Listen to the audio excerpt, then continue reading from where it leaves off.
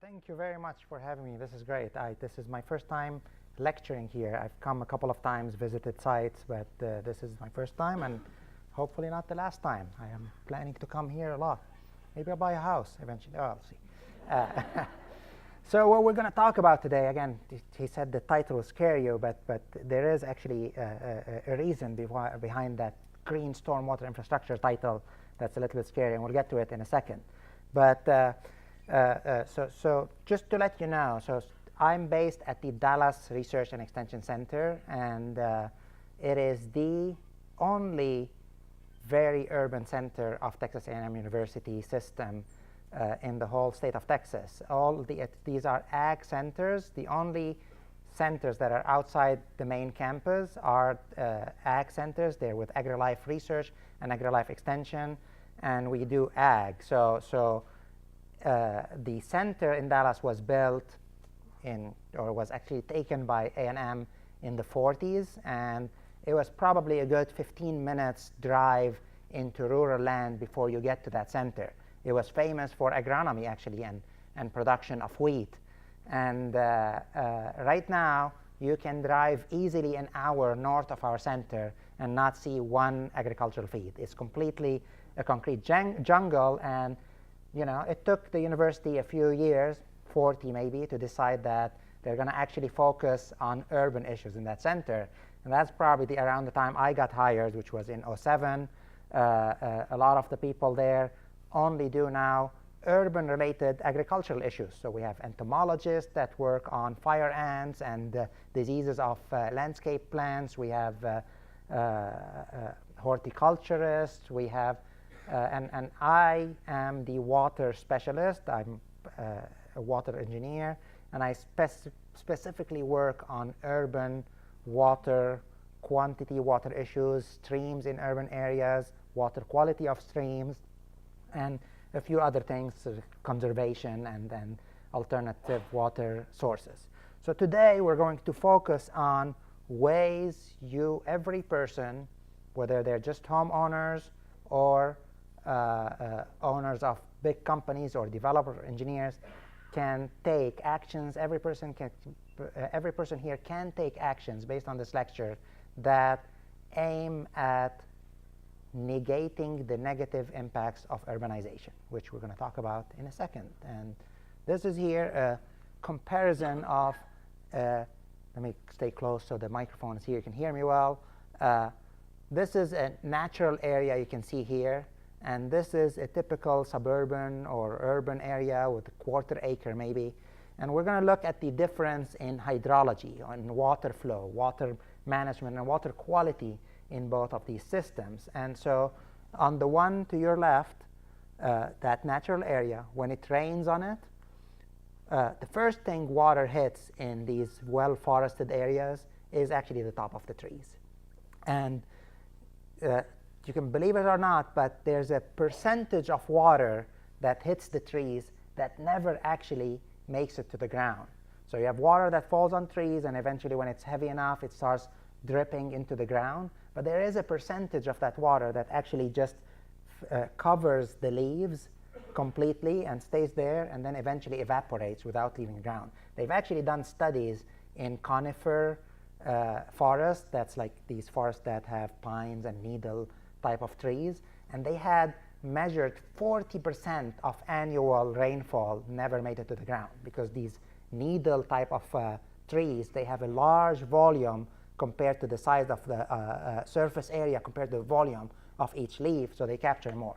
In a typical system, typical deciduous, large leaf forest, it's usually in 5 to 10%. So 5 to 10% of that rainfall is not going to be runoff at this point.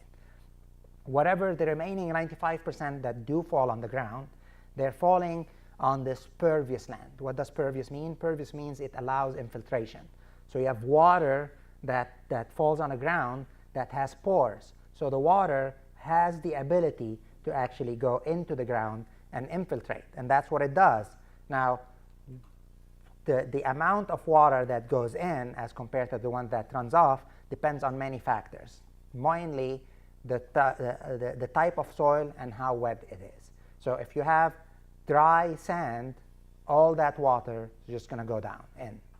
If you have dry clay, it's going to go in at the speed the soil allows it to infiltrate. If you have more water coming in, then that water is going to run off. In Florida, that she mentioned that I did a postdoc in Florida, where I was, the water table, the groundwater, was 1.5 feet below the ground.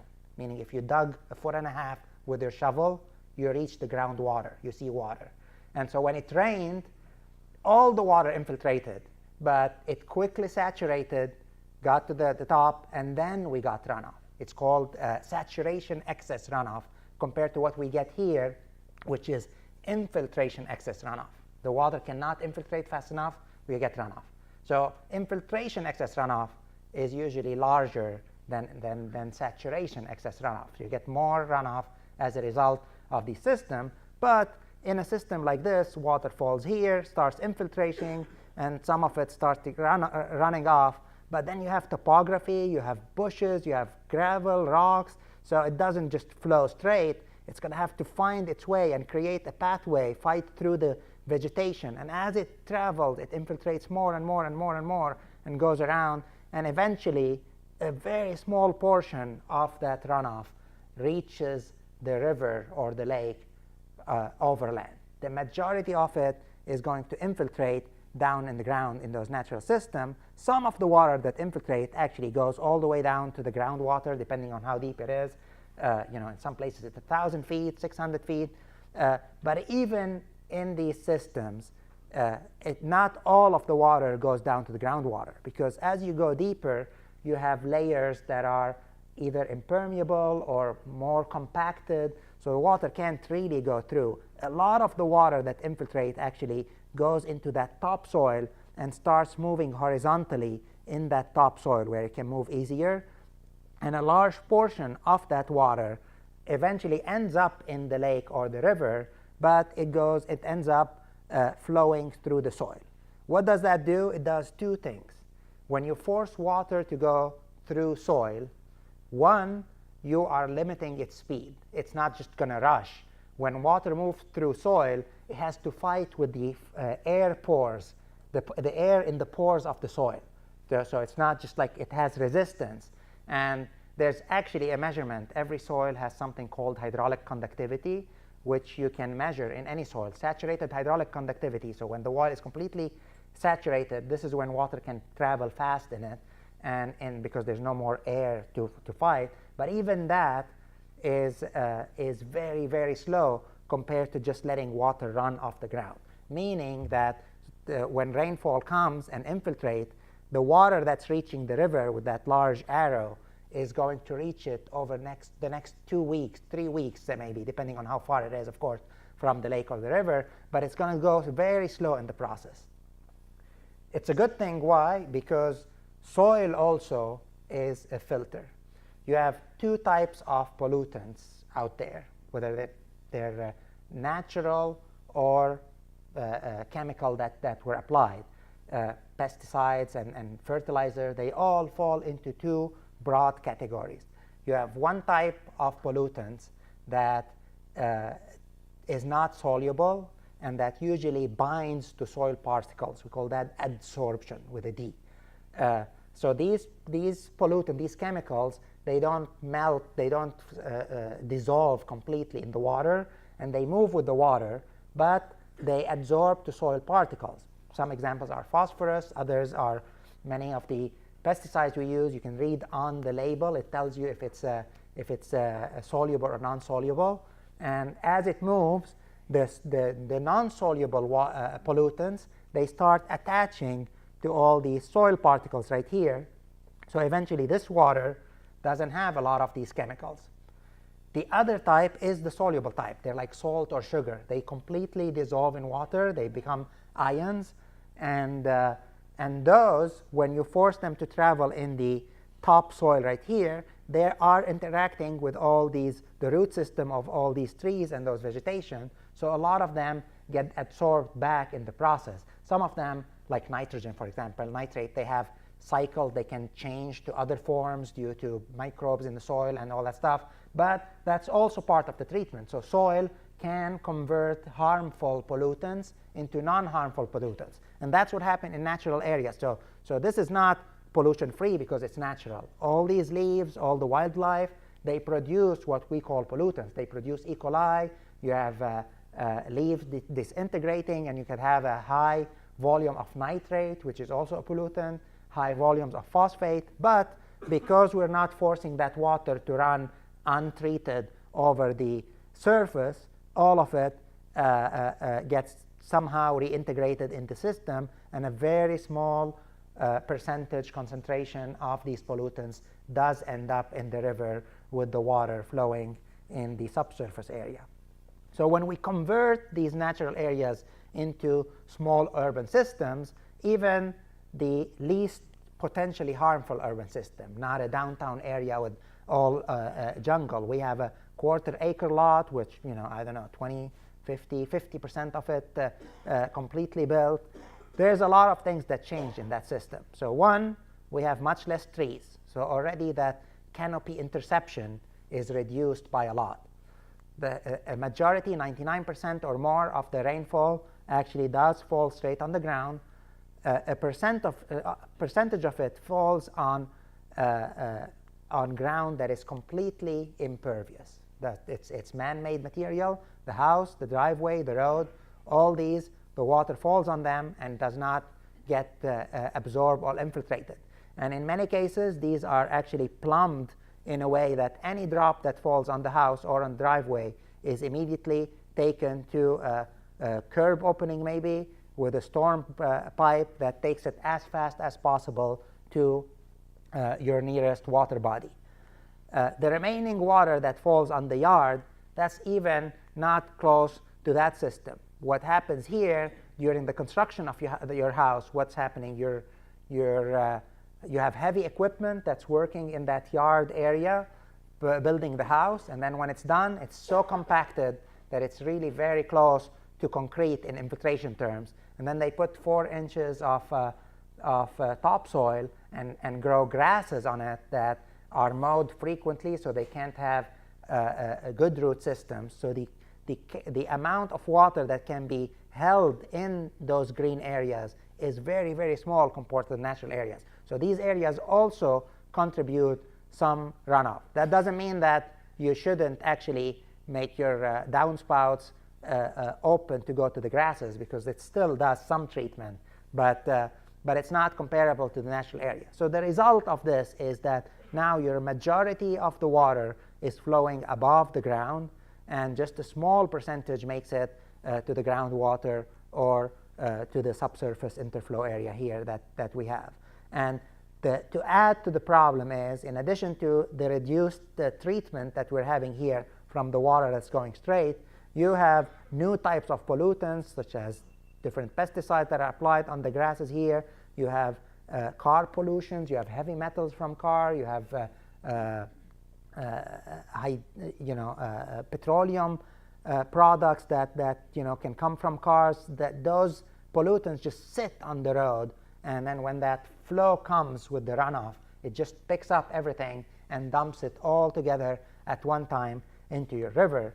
You can see here examples. So here, this is a construction site. They're probably they're using water and all that sediments going to the road. When we get a rain, it's going to come, pick up all these sediments, and take it to the nearest water body through a pipe system or directly. What's the problem with soil particles? Soil particles are this ground. This is either agricultural land or natural land that was dug up for construction. And so it has a lot of pollutant that were captured in the soil particles and have been stored there for years. And now by digging it up during construction and allowing the sediments to end up in the water, you're actually causing pollution that was applied years ago. I'm going to give you an example here. I'm going to talk about a project that I built at the Dallas Center to tell you how these systems that we're going to talk about today perform. But the way I got money to build that project was because we're in the watershed of the Trinity River that goes through downtown Dallas.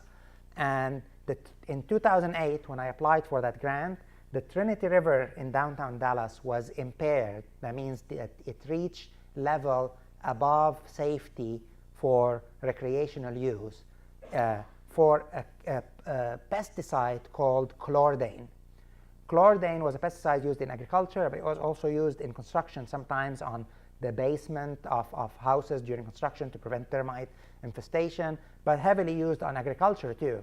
And then it was found to be carcinogenic, and it was banned in 1981. It peaked in the downtown Trinity River in 2008. 27 years later, with no use, it peaked. Why is that? Because from 81 to 2007, we had the highest construction boom in the Dallas-Fort Worth area, especially north of the Dallas area. The Frisco, McKinney, Allen, these places boomed, and there used to be agricultural areas full of chlordane. And all these places were dug out, and they allowed those soil particles to flow with the water and end up in the lake. Are they still allowing to use chlordane? No, 81. It was banned in 81, not used in 81. But it was stuck to these soil particles, and by allowing us to dig out the soil, by allowing that soil as sediment to end up in the lake and in the river, we polluted it from stuff that was sprayed 30 and 40 years ago. So this is an example why we need to make sure that these sediments do not end up in the river. This is a picture of a small creek, and you can take a picture like that in an urban area. I'm not sure here it's worth looking at, but if you go after a rainfall event and look at these small creeks, because you can see them better, they're shallow, they allow you to things concentrate in them.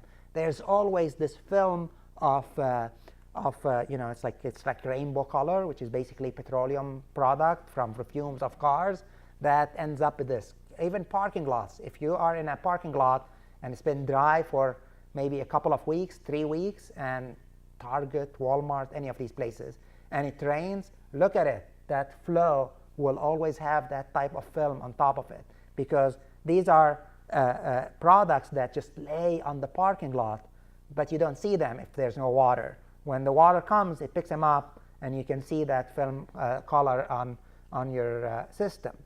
The flow itself, the flow of water itself, is increased. The flow rate, right? We saw that the arrow in the urban area is much bigger. That means that water, you get a much faster flow going to the river. And that is a problem too. Why? Because these are natural, rivers are natural systems. They form over thousands of years in the lowest point of a watershed, and just the water flow creates a pathway for itself, which becomes the river. But that river, the shape of that river, is not random. It's actually based on the historical rain event.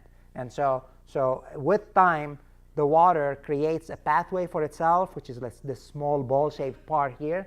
And that's for these small flows that don't actually create erosion. They're very small events. These are the events that we get every 3-4 weeks. All those would fit into this. And it doesn't create erosion. It just creates this pathway for itself, and it's stable.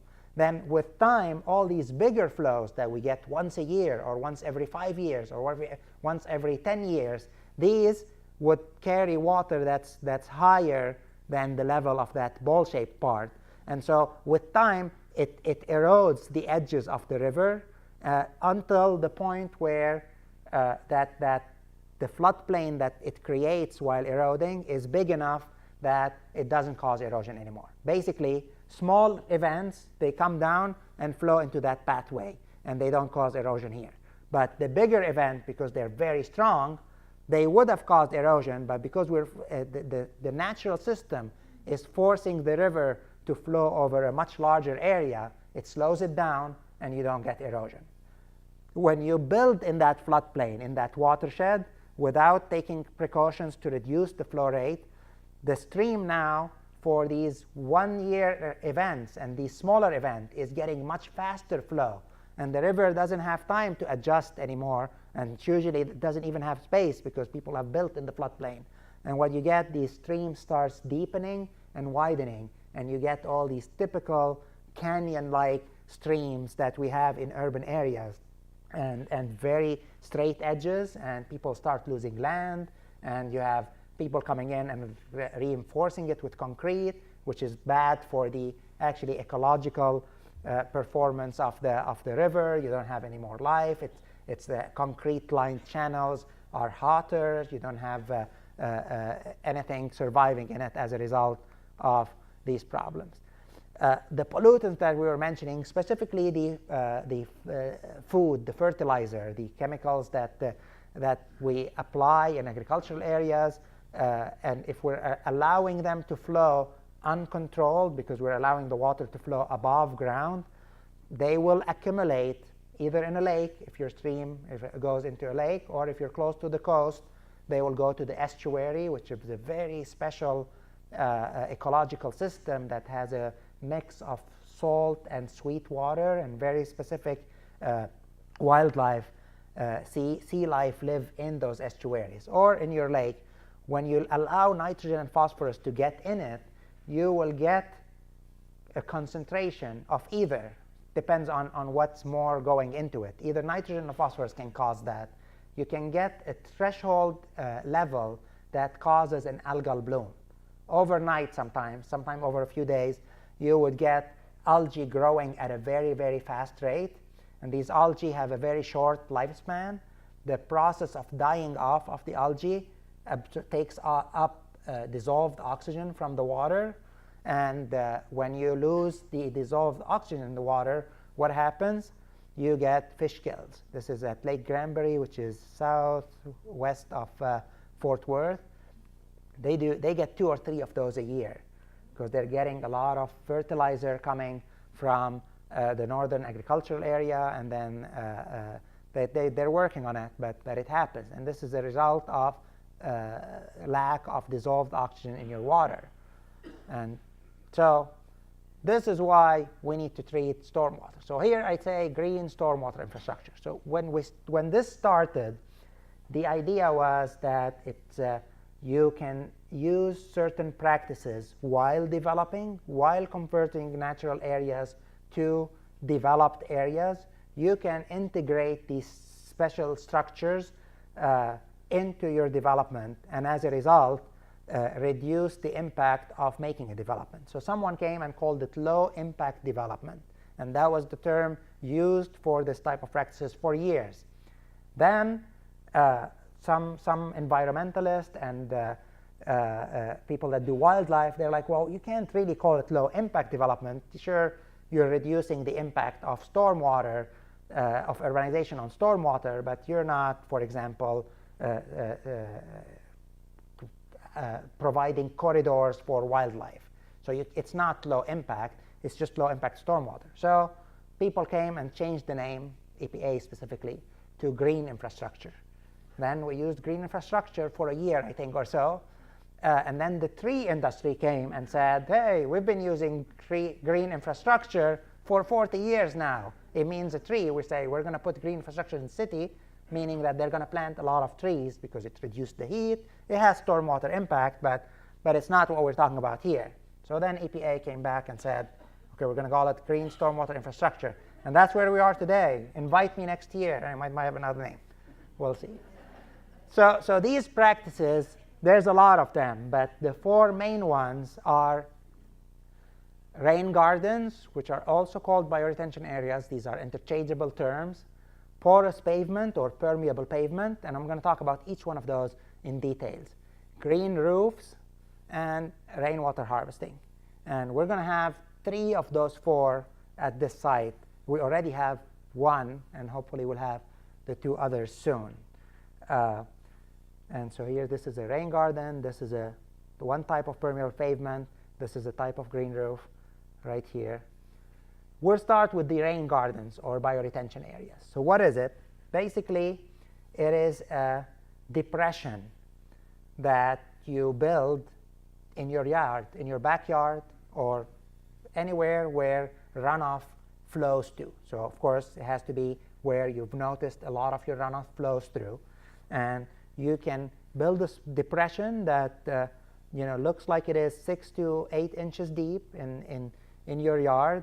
And then there's a specific set of plants. There's a list of plants that you can find. If you Google Texas rain garden plant list, you will probably get a list that we've put out there. It will be an AgriLife extension website. And you plant it with this. You have to do depending on your type of soil. You guys are here Blackland Prairie, so you do have to do some modification to the soil, maybe add a little bit of compost, put some mulch, and as the water flows out, it is captured in that depression. When it's captured in that depression, water slows down. The sediments will settle. The water sitting there is going to interact with the soil microbes, and it's going to interact with the vegetation. So a lot of the processes we mentioned earlier will be in action in that system. And whenever that depression fills up, it's going to overflow exactly where it used to overflow before you put that depression. So you are having all the treatments. Now, the size of that rain garden, there's actually guidance online. If you go and find that A&M AgriLife publication, there's a website called agrilifebookstore.org, and it has a lot of the publication we have that are for free. You just have to go through an annoying process of registering and putting it in your cart, even though it's free, and they will send it to you by mail, the link. But if you Google rain gardens, you will get two publications. The one is called, they have the term rain gardens as one term, rain garden, which is commonly used too.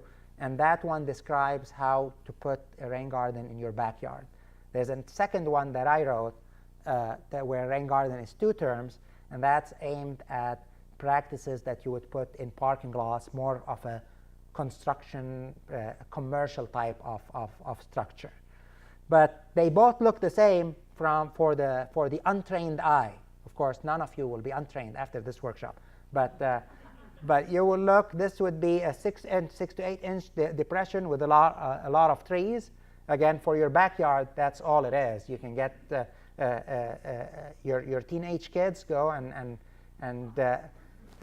do a little bit of a depression, buy the plants, mix it a little bit with compost, and plant it and put mulch, and you're there in business. This is another type. This one is actually there's a lot in the news, but I guarantee you there was no abuse in building this in Michigan State University. This is this was built by the Department of Ag Engineering right there, and looks nice. This is the commercial type of rain gardens. You put it in the island of a parking lot. Again, if it's larger, so of course it's more commercial, but it looks like a small depression that can hold water, and it's vegetated.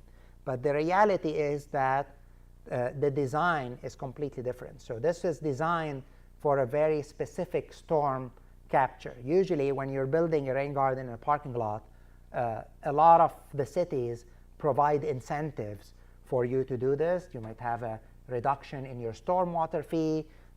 You might have some other type of credit. And in order to get any type of credit, you have to quantify the storm you're treating. And so when we design these, we actually design it taking into account the soil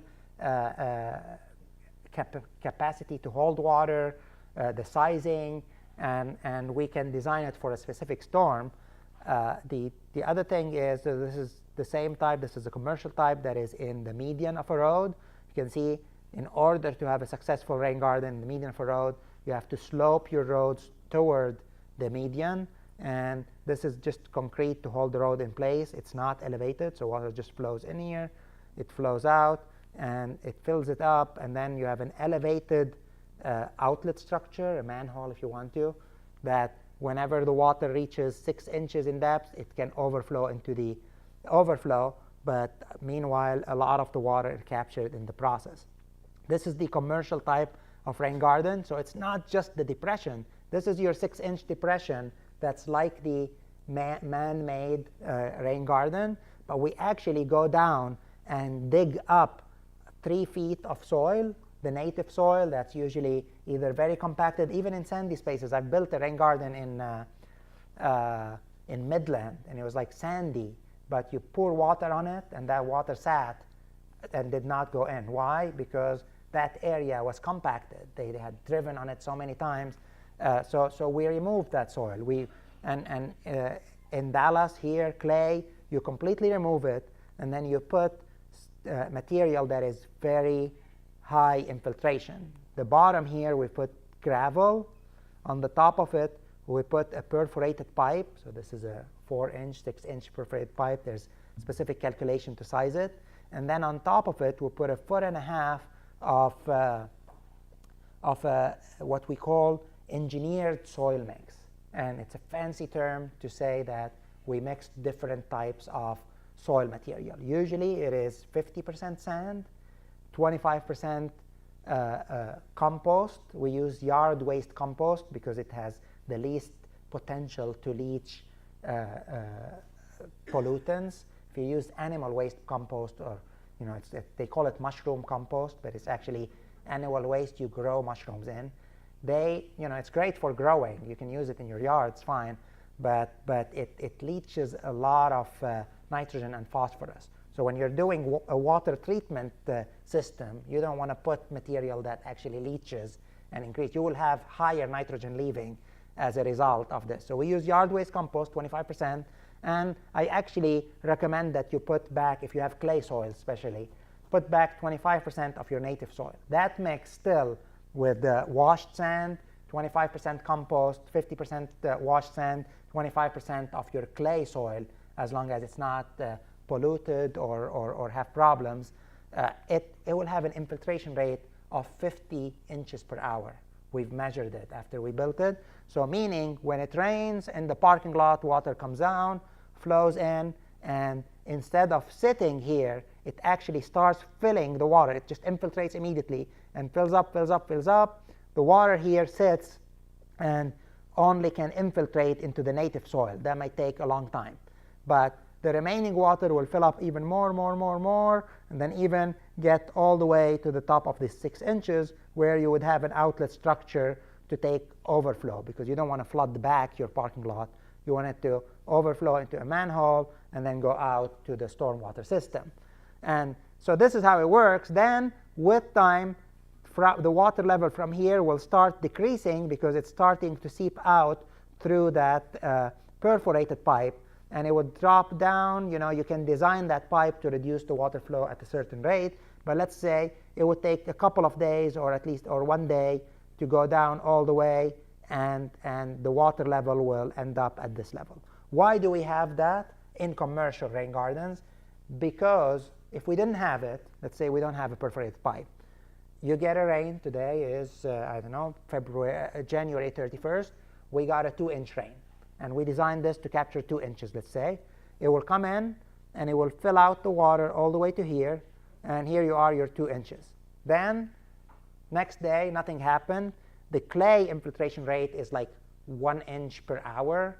So after 2 days, your water level would drop to here, right? And so it's actually way less than 1 inch per hour. It's like 0.4 inch per hour or something. So your water level would drop to here. You get another 2 inch on February 2nd or 3rd. The water comes in. If this is completely full, it's just going to go in straight into the overflow, and you won't have benefits directly. I'll come to you in a second. In that way, what you did is you have one percentage of the water that you forced to you remove from the runoff, and then whatever goes through that pipe has been filtrated. This is filtering soil, and so the water that comes out here is cleaner than what would have gone directly through runoff. And then you were able to treat consecutive storm, one that fell on January 31st, one that fell on February 2nd, and so you were able to treat it. That's why we put a perforated pipe. I actually tested this. I have a system here built, and I was doing a study. I wanted to just figure out the absorption rate, the infiltration rate of the underlying soil. So I clogged I actually capped the perforated pipe, and that was April 30th, 2015. In May 2015, it was the wettest month in the history of Dallas. We got, I think, 17 inches of rain in that month, and I'm coming to you. So it's like here you go, guys. Where would exactly, in an average yard, where would that pipe lead to? So this is, again, this is for commercial. In the yard here, you don't put a pipe. in the commercial system, you would usually build it in a way, usually you have enough slope that you can take that pipe all the way to the outlet. If you ever do choose to put a pipe, it all depends on the slope of your system, and you can let it run off in your yard wherever you want. If you have in commercial system, you usually have to connect it to the existing stormwater system. But yeah, this you don't have to dig down 3 feet in your home. The 6 inches, it's not, because you have a yard that takes care partially of the problem, and all your runoff is coming from the roof, so your pollution rates are a little bit lower. In parking lots, you have thousands of cars that park every day, and you have a lot more of pollutant and a much bigger flow. So you have to use that design instead. So this is how it works, and that's why you have perforated pipe. Now later in time, after this design came out, and it's still used heavily. This is one of the first designs for rain gardens that was ever built. Somebody came up, not me, unfortunately, but I use it though. A good friend of mine actually came up with it in North Carolina. And instead of putting the pipe here and the water that leaves the rain garden just travels 1.5 feet of soil, he's like, why don't we put the pipe all the way to the bottom and then invert it and raise it 1 foot? Hydraulically, the water flow is exactly the same thing. Water comes in, fills up, fills up all the way to here, and that water will sit here. Any extra water will go in and push the water out through here. So what you're having now, instead of a portion of the water that's wet and it's going to only disappear based on the bottom infiltration rate, and this is empty, the same thing happens, except the water that flows out isn't the new water only traveling 2 feet. It's actually old water that's been sitting here that had time to interact more with the soil and traveled a longer distance. Now it travels the full 3 feet rather than traveling only 1.5 feet and flows out through that same system. This design is called the internal water storage system. You still put probably enough gravel to cover the pipe, so 6 inches maybe, but then you have 2.5 feet of soil rather than 1.5 feet as a result. This is the rain garden that I built at the Dallas Center. It uses that method. This is my own drawing, so you can see how fancy it is. This is an engineer that did this from North Carolina, a good friend of mine again, in the department. And so you can see this is it uses the internal water storage system. The pipe is all the way to the bottom with inverted to the top. This is the overflow manhole. This is a clean out or a washout that goes up. If for some reason that pipe clogs, you can put water or something or a snake through and allow it to open. Water comes in, flows in here, gets up to this level, and it starts overflowing this way if the water is above this level. And then it can, if it's still raining, it will go all the way up to the top. If it overtops that level, it would start flowing into that manhole and flow out. This is the cross section. This is a profile. This is a cross section. You can see we have 3 feet of soil, and we put the pipe at the bottom in increasing sizes of gravel from pea gravel to number 57 stone at the bottom. And that's the top view. You can see there's a drainage system layer, and it comes all from that parking lot. We did put riprap off the parking lot because the parking lot was very big, and those flow rates would cause erosion. So we wanted to break the force of the water in that process. Let me show you some of the results. We monitored that system for 2 years. So do rain gardens work? That's the question. So over a 2-year period, we reduced the volume that left the property by 49%, meaning if the water that came into the rain garden, let's say it was 1 million gallons over 2 years, I'm throwing a number randomly here, only 510,000 left, and 490,000 disappear. Infiltration and evapotranspiration. That is a huge reduction in runoff volume. Water quality, nitrate, again, one of the causes of algal blooms, one of the causes of, it's also dangerous for kids. If water you drink has more than 10 milligrams per liter, it can cause blue baby syndrome. So nitrate, bad for lakes, bad for humans. We reduced nitrate by 70%. The blue is water coming into the rain garden. The red is water leaving the rain garden. And you can see over the 2-year period, 70% reduction. Orthophosphate, we had much higher reduction too, but the amounts coming in were very low also in the beginning because it's a parking lot, not a lot. But still, 95% reduction in orthophosphate from the system. And sediments, which are in parking lots, that's what you try to capture, sediments, because these come with the car. And as I showed you, they were the cause of chlordane pollution. They carry phosphorus. They're known to be places where bacteria sticks to. So E. coli, they could go many ways, but one of the most common ways it goes is through sediments. And so reducing sediments was one of our priorities. And 90% of the sediments that went into the rain garden did not leave the rain garden. Question, they had a question in the back?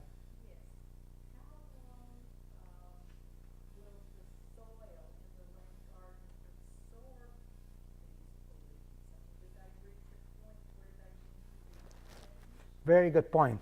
So the sizes of the rain garden are, this is a 2,000 square foot rain garden that's 3 feet deep. So if you think about it, it's 6,000 cubic feet of soil. What is considered pollution to rivers is in milligrams. 1 gram is 1 teaspoon of salt, let's say. 1 milligram is 1/10 of that. So realistically, based on average concentration of phosphorus and nitrogen and sediments in stormwater, these systems, nitrogen, it doesn't matter because nitrogen is denitrifies. It becomes nitrogen and it goes. The problem in your question is actually phosphorus. Phosphorus is your problem. And based on average rates of phosphorus concentration in stormwater, we can go somewhere between 30 and 50 years before we can see any full concentration because of that law. Now, that said, if for some reason you build this rain garden and you're an area that is very high in phosphorus, let's say, and suddenly they decide to do a construction project, which actually they're doing right now on this one, so I'm going to have to abandon this rain garden soon. But they're building a full new building, and let's say they bring soil that's very high phosphorus, and suddenly those rates are not your average rates, they're 100 times more, then you're compromising your rain garden, and you have to take that into account. The solution, of course, is when you're doing the construction to block off the rain garden and divert the water around it during that period. But if you don't, that's the problem. Would your choice of plants affect that? No, because the phosphorus, again, is mostly removed through the soil. The absorption is minimal in this. Nitrogen would. Nitrogen is, plants are a huge factor in nitrogen because the microbial system that comes with the root system encourages different processes of converting nitrate to ammonia and ammonia to nitrogen gas and the whole nitrogen cycle. But phosphorus, the cycle is more complex, and once it's absorbed to soil particles, it becomes a little bit less available, and it's not, so no for phosphorus, yes for nitrogen. And not the choice of plants, the existence or non-existence of plants, really. There have been research, but none found out that there is a specific set of plants that works better in the pollution removal. They showed more that actually just having plants that would survive in this environment, and we'll talk about in this second, is all you need. So if you can find plants that can survive in a rain garden that's wet for weeks at a time and sometimes dry at weeks at a time, then you're good. You're going to get benefits. No matter what plants eventually you choose. But yes, the plants are very good for nitrogen removal, microbe removals, because they probably participate. They might help in petroleum products that come and lay on the surface of the soil, and the bacterial system that comes with the root breaks down those petroleum products, but not with phosphorus. Okay. Is the only thing in chlordane you're concerned with phosphorus? No, so chlordane was a whole different. So chlordane and phosphorus behave similarly. What I'm talking about is coming through one of your tracks. Yes. How does that affect it? So yes, Longevity? same thing. Those are even lesser. Pesticides are way more potent than those, and even smaller concentration can be polluting to certain events. So yes, definitely. And actually, just since we mentioned chlordane, I was going to mention this and I didn't. One of the good things about legacy pollutants is that they have a delayed effect because maybe of construction and stuff, but whenever you pass the peak of its use, which probably was 1981, whatever the delay, you will see it in the concentration these 27 years later. And we already did. Actually, the Trinity River is no more impaired for chlordane. That percentage dropped, but it became impaired for E. coli during that same year. The year it dropped below this, so it never got off the impaired list, unfortunately, but it was different pollutants. Does this replace retention ponds? It doesn't. It can work better. It can work as a pre-treatment for detention pond. Detention ponds are designed for volume mostly and sediments sometimes, and the detention ponds could require. The answer is it could or not.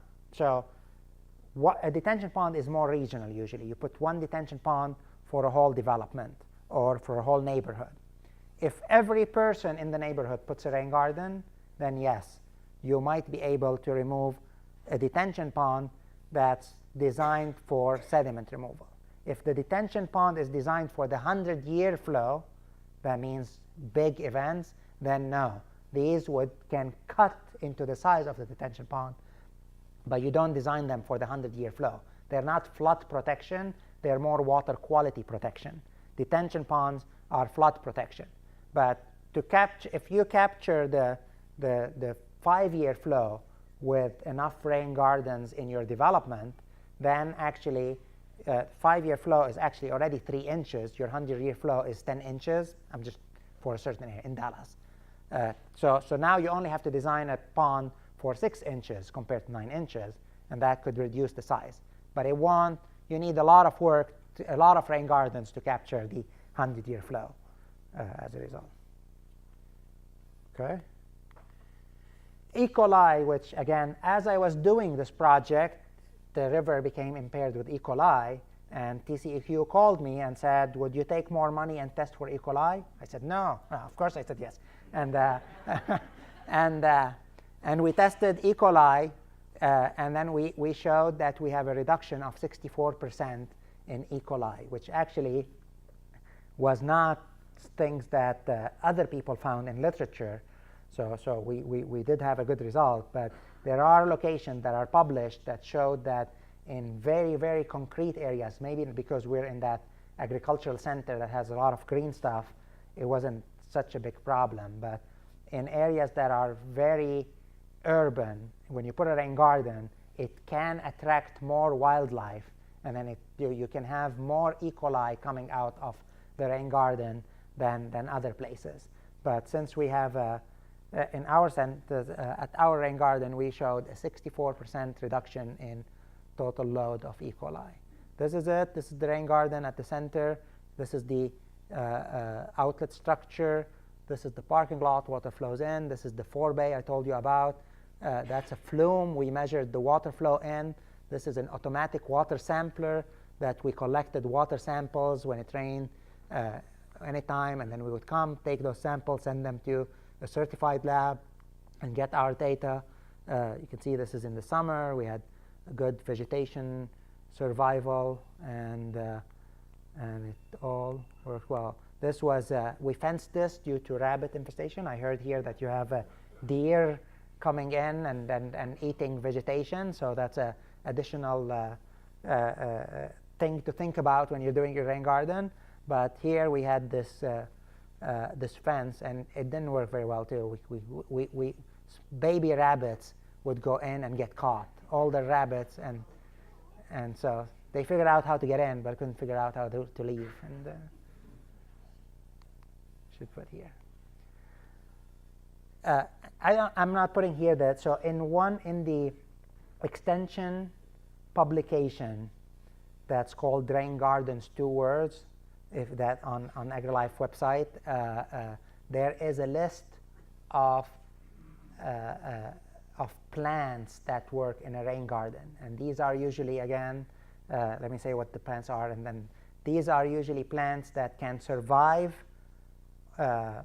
waterlogged conditions for like a week or two, and you don't want to add maintenance to your rain garden, so we want to choose plants that can also survive the average time between rain events during the dry period, which is 3 to 4 weeks, without irrigation. And so you might say, what? Water saturated soil and 4 weeks without irrigation? And what it is really, if you think about your native plants, if this is the weather here, we get big events. We have clay. If there's a small depression, it gets completely clogged. It gets completely saturated. And then you have August with hundreds degrees of temperature. But at the same time, no one's going and irrigating native plants in the wild. So your native plants, in most cases, especially in the blackland prairie, would work perfectly for these systems, because water clogged and long periods without irrigation. And that's where most of these plants in that list are selected. And yes, sir. Can you use your rain gardens for wetlands mitigation, or is that, apples and oranges? That's kind of apples and oranges. Yes, they're separate. They're parallel systems. You could choose to design a wetland instead of a rain garden. It might have different performance, better in some treatment, worse in others. But you could actually, I've actually designed 2 wetlands in an area a little bit bigger than this in MD Anderson, in the middle of medical district in Houston. They wanted wetlands. They didn't. The guy there said, I don't want rain garden, I want wetlands. And I designed a stormwater treatment wetland, which is different than a natural wetland. It has very specific design criteria that you can integrate, and it works. But wetlands have to have open water wet for at least a good portion of the year. Not the whole wetland, but portion of it have to be a little bit open water. It probably dries if you get 6 weeks without rain. Then you have to retain depth of water for a period of time, a foot of water in it for a period of time, while rain gardens, you want them to completely, the open water part have to drain completely in 48 hours at the most, usually 24 or less.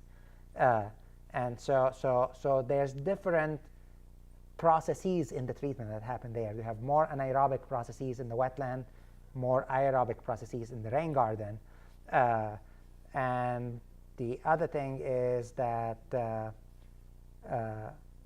vegetation is slightly different too.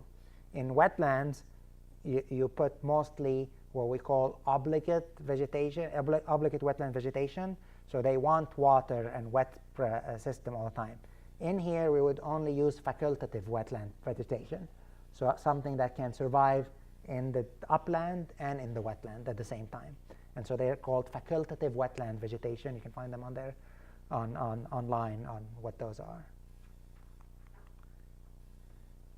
Porous pavement.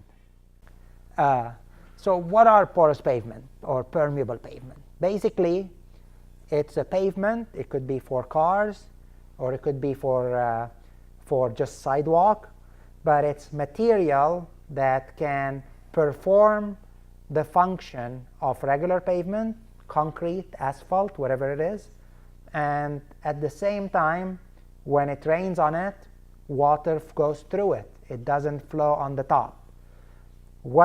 And usually, like regular pavement, it would require some gravel layer underneath it, which for regular pavement, it's mostly for structural stability.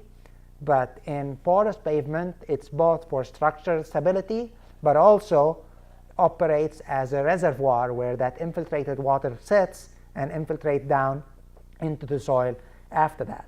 It does have a water quality side. It doesn't have vegetation or soil, but when water goes into it, sediments settle on the bottom, so it reduces sediment by a lot, and you'll see the results in a second. And you can also use grassed areas for it. So here are some examples of different permeable pavements, and this is called permeable interlocking concrete pavers. These are, if you've seen those brick pavers that you make roads with, that you attach together, and they've developed a new type that actually has small protrusions, if you want, or teeth on the side of each paver. So when you all put them together, there is like this space in between the pavers, and you fill that with pea gravel. It looks very, very nice, and water infiltrates through it. This is actually the Dallas Center. This is the one I built. This is porous asphalt. It looks exactly like regular asphalt. What they do is in the asphalt cementing mix, they remove the fine particles from it, and as a result, when you put it down, it has pores in it that allow for the water to flow. But because it's asphalt, it looks very similar to regular asphalt. Porous concrete doesn't look a lot like regular concrete, although it's exactly the same process. You remove the fine elements from the cementing material, and then you lay it down. But if you look at the regular concrete, if you go out at the parking lot right now, you can see this smooth gray surface. And the reason is because when they finish doing the concrete, which has rocks in it, they smooth the top, and so it's mostly cement on that top that makes it look good, and it's very impermeable.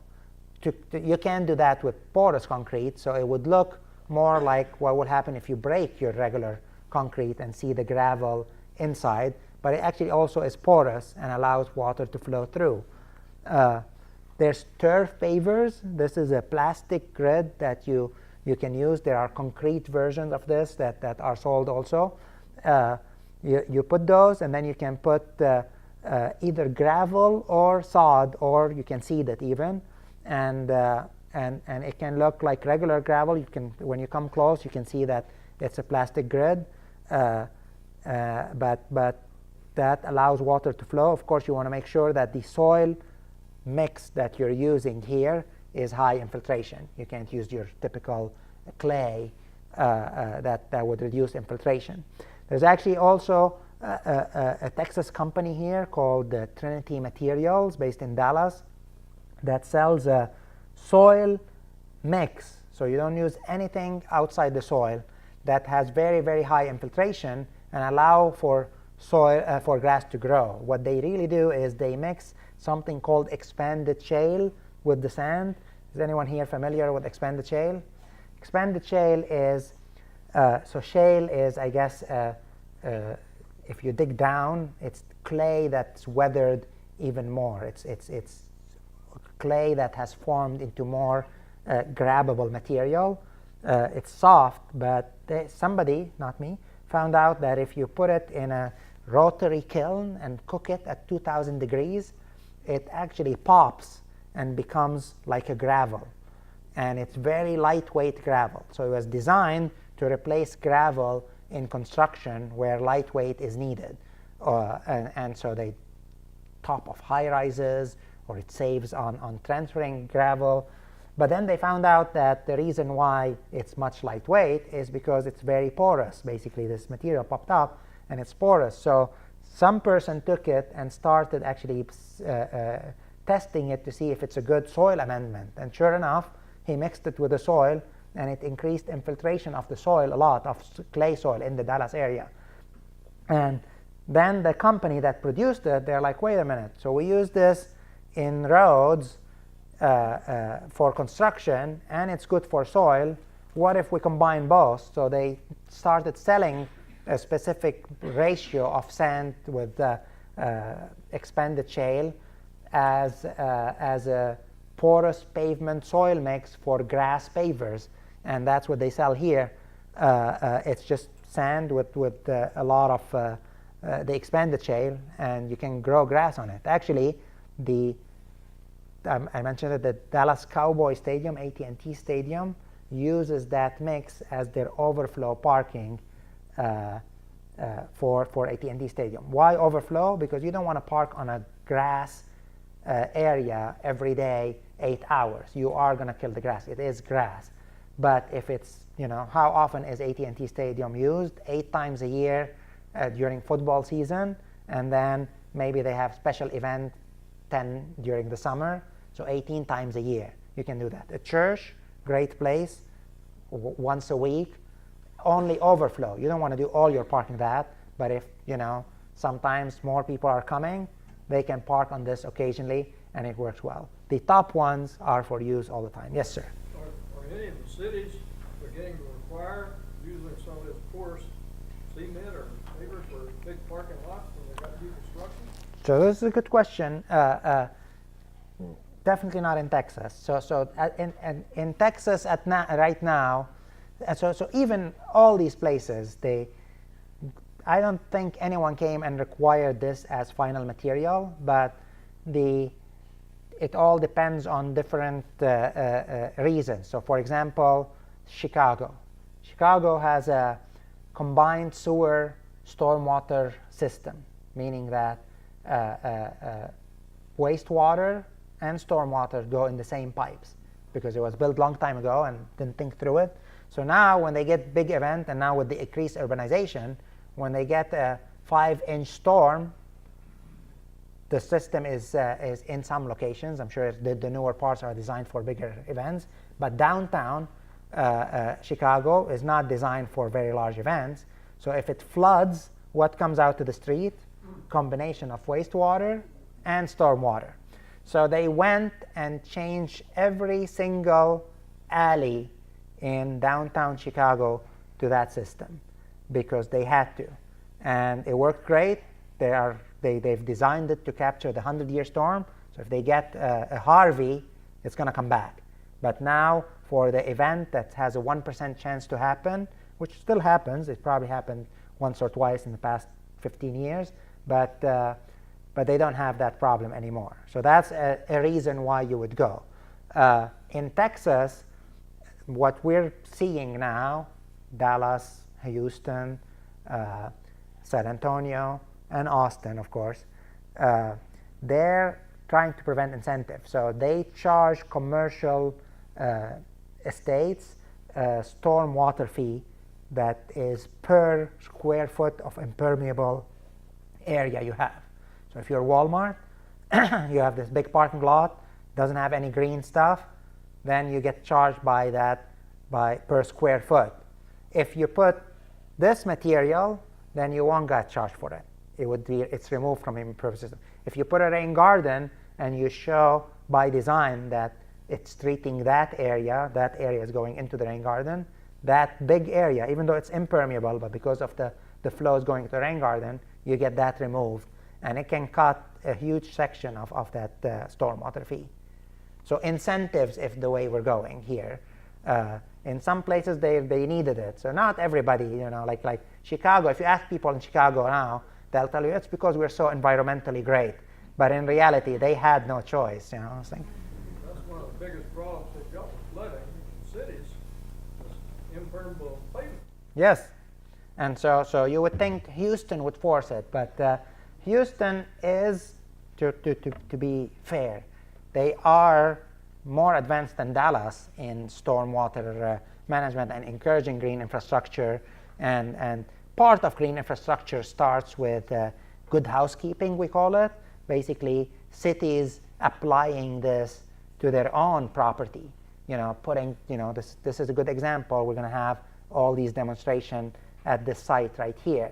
And so that's a good approach, putting rain gardens in median, thinking about that, at least considering it every time you're having a project is definitely an advantage. And so in Houston, because of what they've had, they have been working more and more on integrating stuff like this. But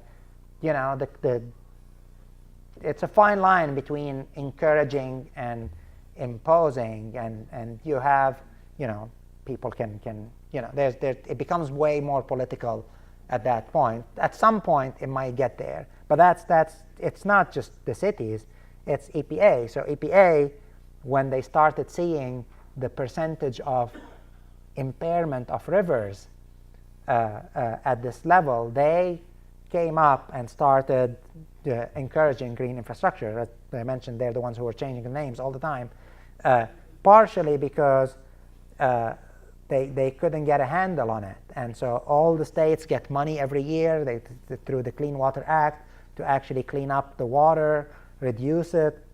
But at no point in history they came and said, you have to do this, because they were very scared of the political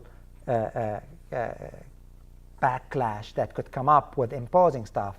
So they did opt to a very strong encouragement system. And so now every urban area that has more than 100,000 people is required to apply for what we call an MS4 permit, which is a municipal separate storm sewer system. So not combined like Chicago, but it's separate, but it's still neat to bad. So you apply for that permit, and in that permit, you have to show that you're actually actively working toward encouraging practices like these. But it's optional. So if someone says, we encourage it and we want everybody to do it, and submits the permit, it probably will get accepted, but there's no rule. But if the city writes, every person who is going to build a new parking lot has to put a permeable pavement in the MS4 permit, which is approved by TCEQ and EPA together, then it becomes mandatory. So the city has the choice to decide what to do, but once you put it in your permit, it's required. But every one of these cities has to put show improvement toward, and that permit is renewed every 5 years. So they have to, and they report against it every year to TCEQ. Again, bigger than 100,000 people. Oh, thank you. Stormwater. Yes, sir. Well, adverse impacts that you've seen from this impermeable pavement for rain gardens, which is now saturated subgrade like in a parking lot. So, yes. So the question is, was there any adverse pavement that we've noticed from rain gardens or permeable pavement construction with regard to wetting the soil more and causing problems? So permeable pavement, let's talk about that.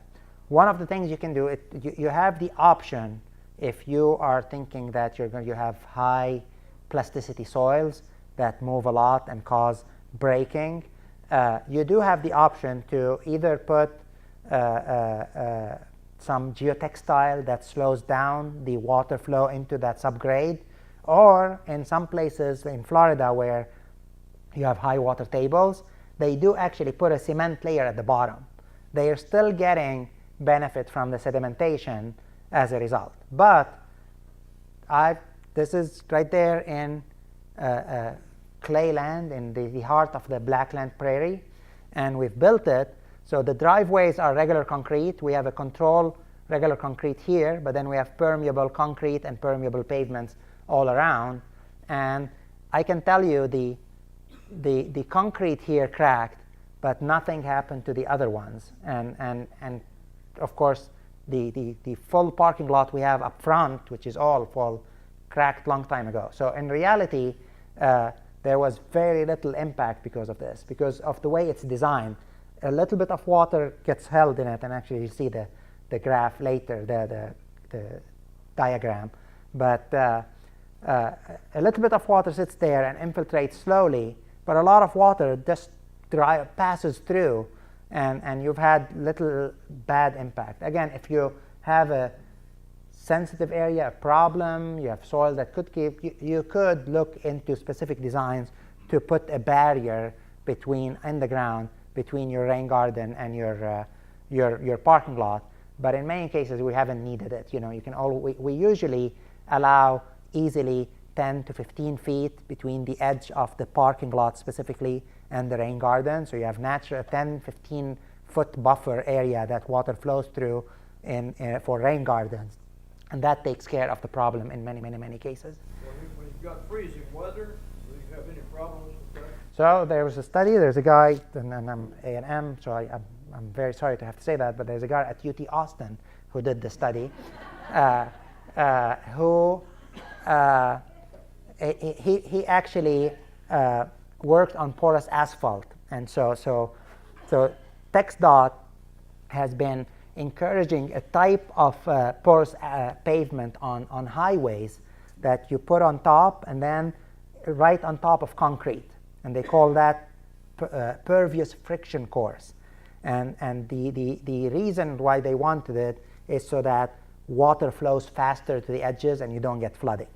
But when they built it and then they paid that guy to do the analysis of it and how it's performing, he was doing the testing and they got a huge freeze, and he was comparing a section of the highway that had regular asphalt coming this way and a section that had pervious friction course going this way. And when it froze, what happened is that the water had fallen on the regular asphalt as rain, and it iced an hour later, so there was a lot of water and the road became very icy. While in the pervious friction concrete, water, when it was water, went in and started flowing to the edges, and so when it froze, there wasn't any water on the surface, and it actually didn't. Cars were driving. He has a picture, and I don't have it unfortunately, with one of the trucks sliding sideways on the road coming in, and cars flowing this way on the pervious friction concrete. Yeah, they need to. You know, it's out there now. North Carolina actually came, so it was started here, and North Carolina came and took the design, and they worked together, and they're putting some over there. You could also, not only in ice. If you're driving on 45 ever, they have sections based that are on the county lines. So if it's raining heavy, you can drive. You're driving and you're splashing everywhere on 45. And then you get to a county line where they have that pervious friction concrete, and suddenly you're driving and there's no water around you at all.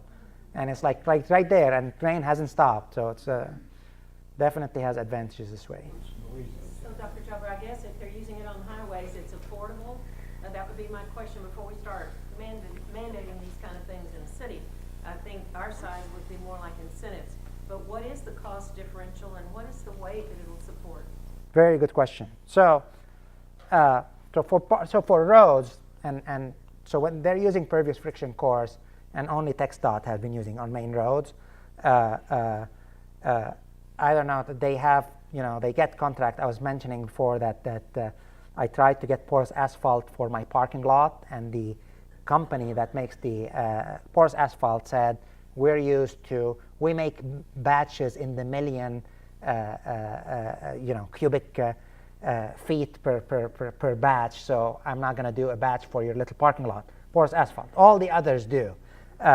So forgetting about roads, focusing just on parking lots, this is where these are. So when we design these, we apply, there's a very step-by-step geotechnical approach. A geotechnical engineer will do it for you, and what it will spew out for you, I'm going to show you here, is the depth under the pervious material that you need.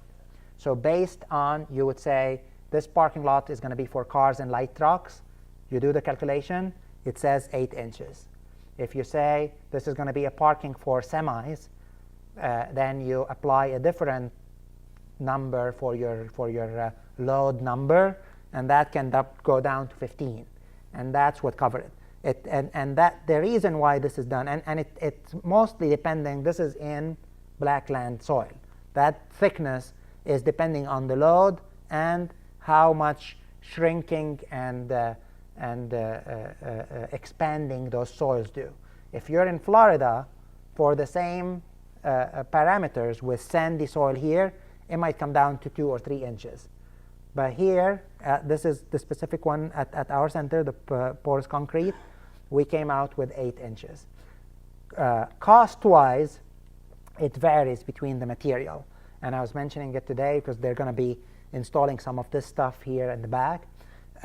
When I built this in 2012, the company donated the material, so that was great, and the installation. But they told me how much it cost, and it was $14 per square foot for labor and material. But that only includes this. You have to excavate the 14 inches yourself, and then this. That's compared to what they said was for the regular concrete, it was around $6 per square foot. These not necessarily what the numbers are now, but since then, the companies, there's both companies that produce that material have developed mechanized ways that carry 10 by 10 feet sections, and they put it. And I know for the Tarrant being the county where Fort Worth is, the Tarrant Community College installed a very large area of this, and it came to $6 exactly its cost of concrete. Again, typically the concrete should have enough sub-base too in those soils. So it's not that you're doing 8 inches more for pervious, but it might be a couple of inches more than regular stuff.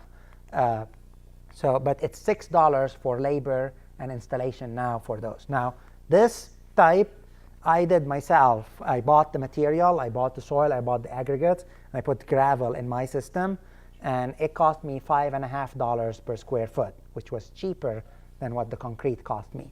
Same thing for this one right here. Porous concrete and porous asphalt, again, the porous asphalt was a problem because they only make it for large section. The porous concrete, I had variation in the number that is amazing. So I called a lot of the companies that not all companies offer it, but I called all the ones that offered it in the Dallas area, and I had quotes from $6 to $15 per square foot. And the key is that usually the supplier provides you, unless you can find one yourself, with the installer. And this is the most difficult material to install, and you have to be trained to do it. Plus you'd have the engineering cost. Yes, but it's really not much difference than regular concrete. So that's just I was trying to say the difference between regular stuff. So it doesn't take much more to do that design. And if your engineer says I don't know how to do it, give him my email, and I'll tell him how to do it in 5 minutes. So at the center, we built these, and we wanted to compare different type of permeable material. And so we put pervious concrete, interlocking concrete pavers, grass pavers here, and that plastic grid with gravel pavers here.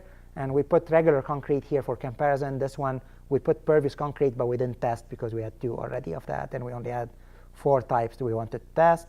The parking spaces have perforated pipes underneath them. Again, because we're in clay land, we have very slow infiltration, and we want to reduce the time water sits in the gravel underneath. So we put perforated pipes as under each parking lot that joined in one main and flowed out. These are measuring system. We measured the flow and the collected water samples.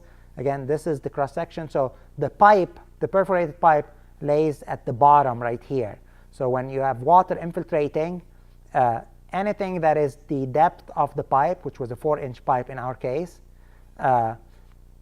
this is like the bottom of the rain garden. That water we removed from the system.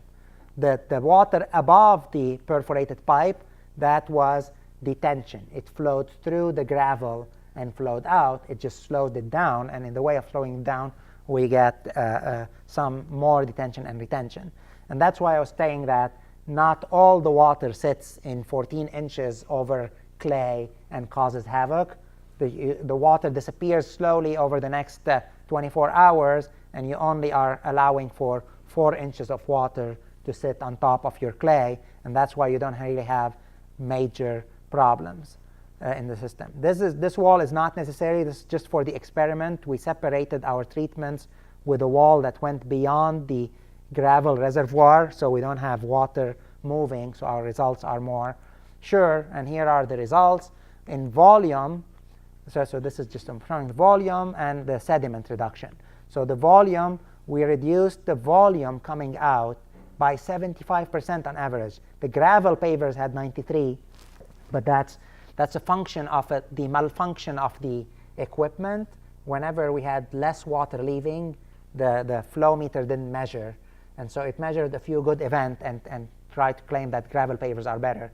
But in reality, on average, all of those probably reduce runoff by 75%. The interlocking pavers, the pervious concrete, the grass paver. That's amazing because, again, they're designed similarly to the rain garden, but they can hold more of the rain events per square foot because due to the geotechnical part, we had to make them 14 inches. If they were designed only for the 1.5-inch storm, we would only need 2 inches of gravel. But because for the geotechnical part, we needed 8 inches, so we have a total 18 inches of porosity. What we have is that the majority of the water was spread out at the bottom, and most of it disappeared, and that's why we have such high reduction in volume. Sediment-wise, which is really our target pollutant in parking lots, again, we reduced it in non-biological, so non-the grass. The average, this is not 4, this was 48 also. I changed it actually earlier. But so 48, 48, 57. I'm tempted to change it right now because I'm going to forget later. So since you are here you go. 84% is correct, though. Yes, the 84% is correct because it's grass. So I'll tell you what is happening here. See, now we fixed it.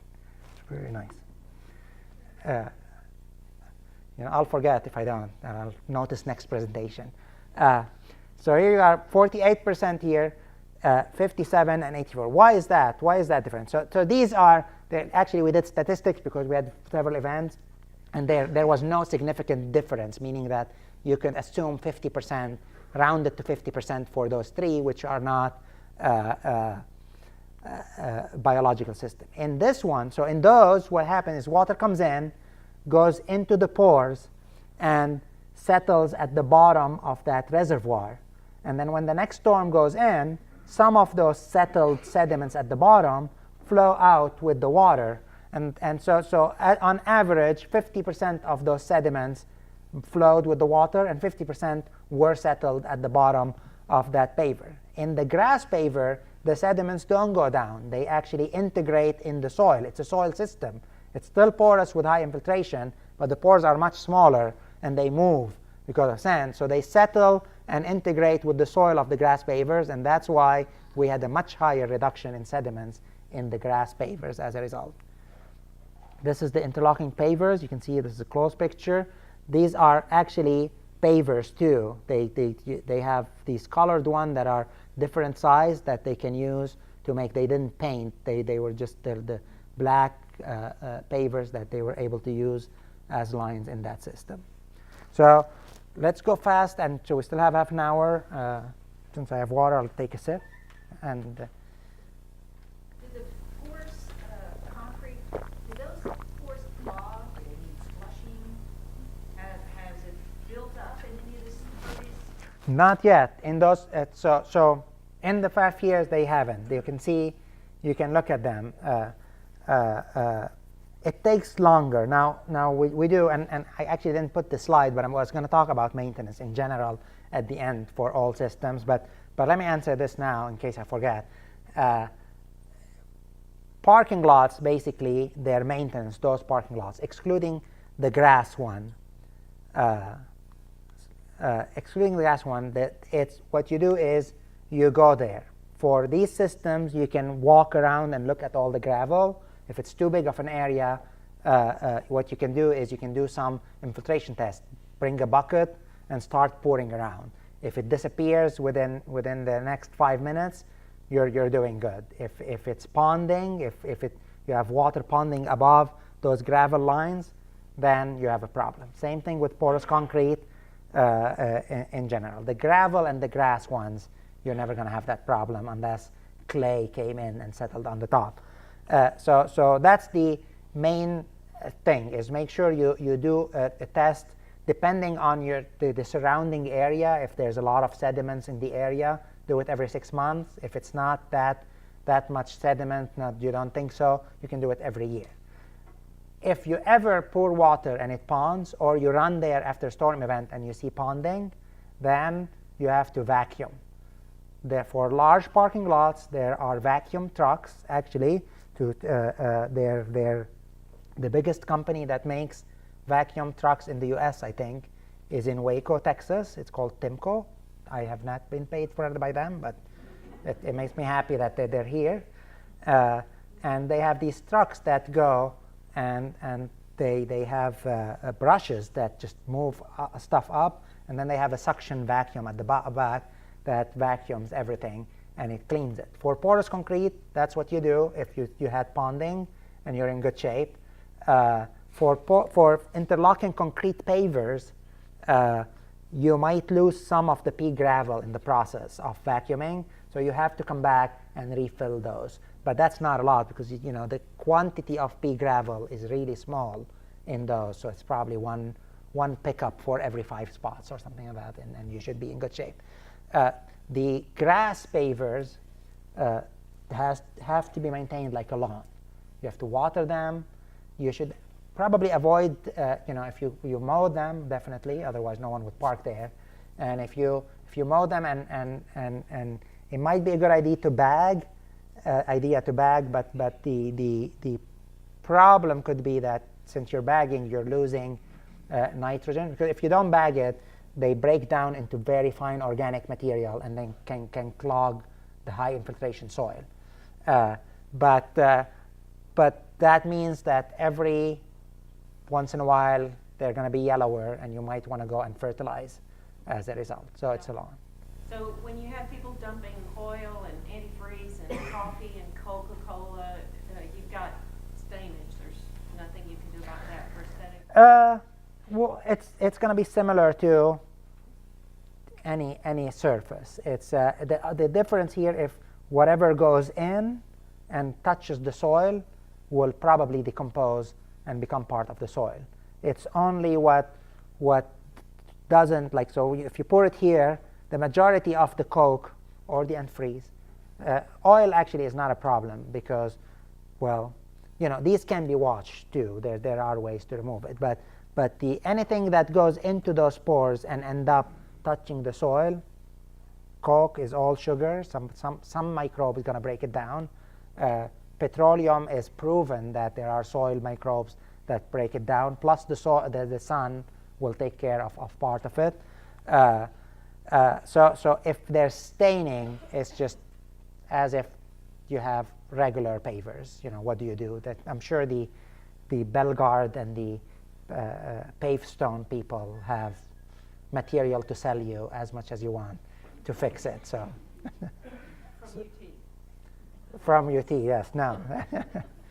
No, they're actually and I'll have to check. I've been saying that actually, I think both of these companies that are leaders in the US, their headquarters is in Dallas, not their factory, but their headquarters. They do have a factory in Grapevine, which is close by. So a lot of Texas-generated material here, so in those process. Let's talk about green roof for a little bit. This is the only practice that actually is not going to be part of this for now, but maybe in the future, you never know.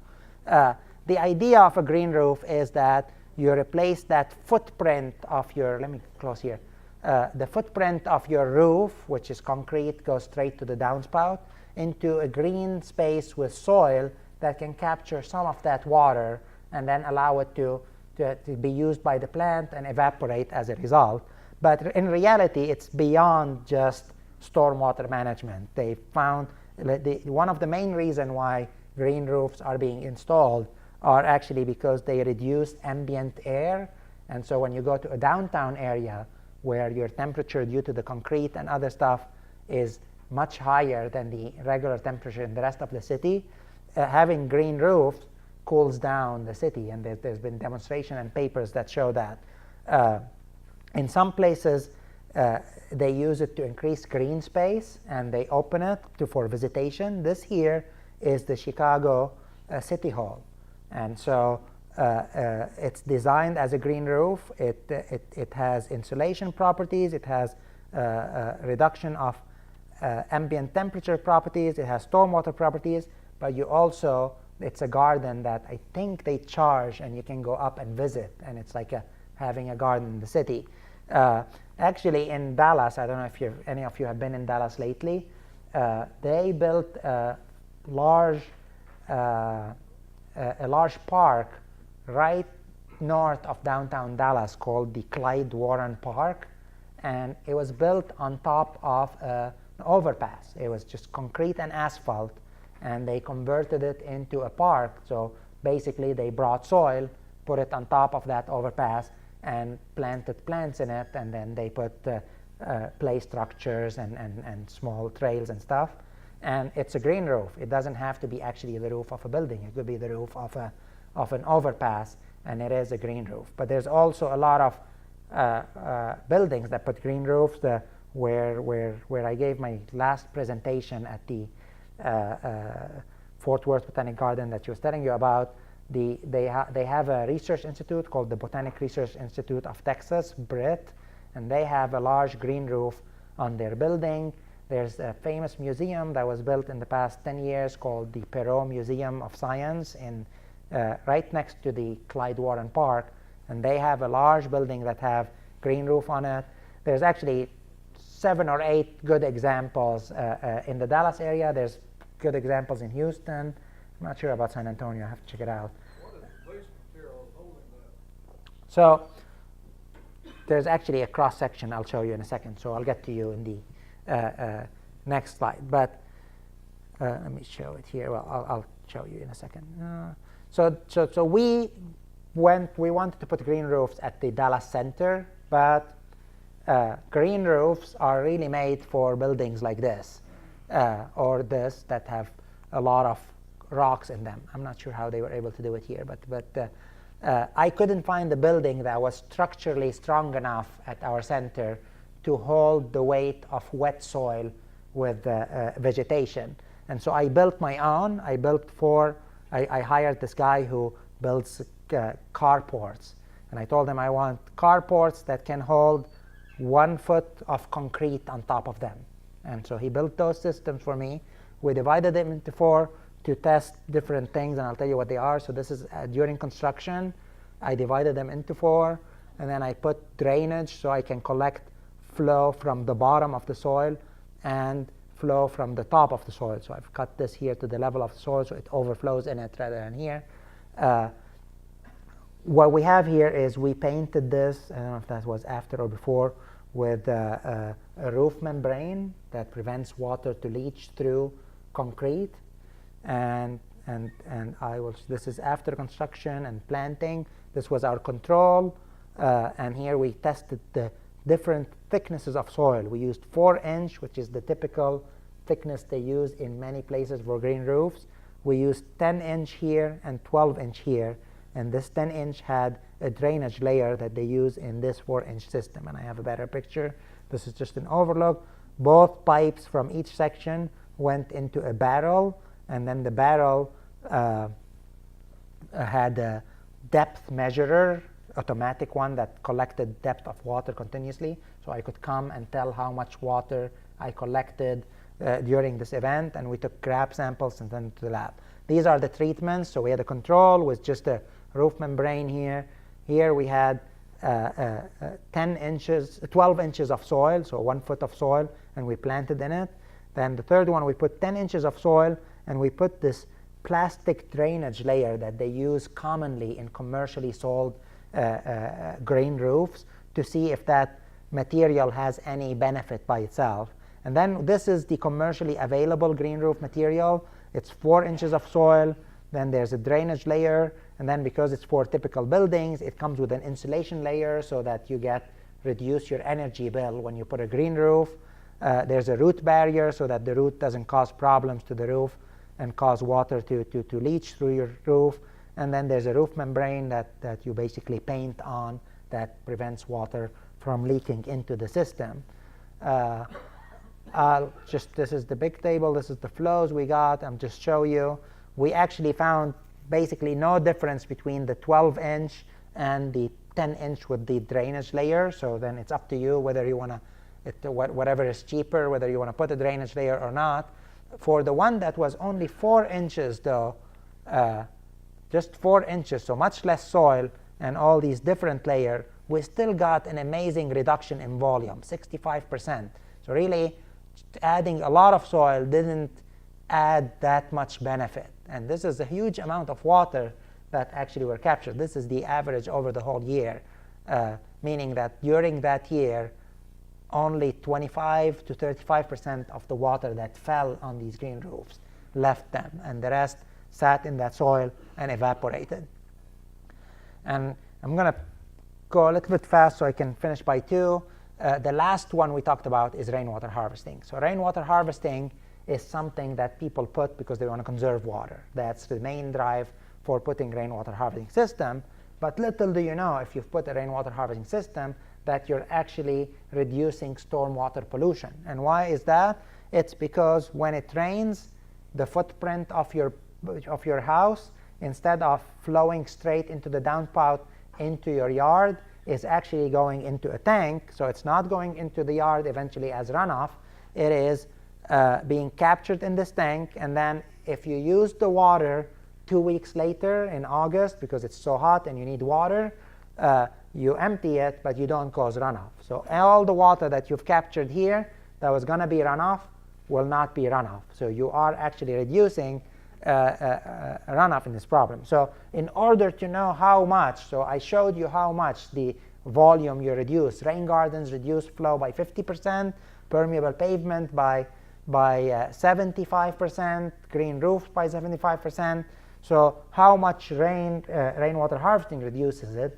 So we did this experiment where we built a 110 model, a 10th size model if you want. So I built these 4 roofs that are 150 square foot of roof, 150 gallon tank capacity, and a yard with grasses that is around 200 square feet. So if you multiply that by 10, it's more or less like a typical house. The house doesn't need to be 1,500 square feet, but it's probably, you can't usually collect from all your house. There's always a section that goes to another direction.